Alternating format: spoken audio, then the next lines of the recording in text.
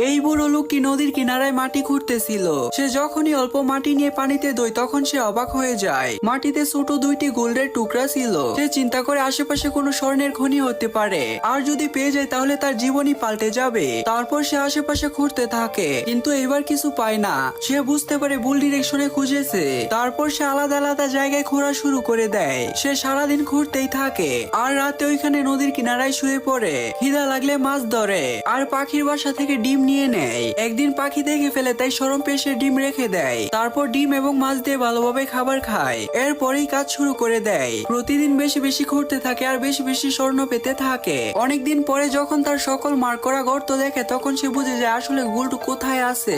এবার গোল্ডের আসল খনি পেয়ে গেছে। সে ওইখানে অনেক গভীর গর্ত করা শুরু করে দেয়, যেটা একটা মানুষের থেকে অনেক বেশি। সে ওইখান থেকে একটি গোল্ডের টুকরা খুঁজে পায়, আর সাথে সাথে তার থলিতে রেখে দেয়। কিছুক্ষণ পরে বড় একটি পাথর পায়।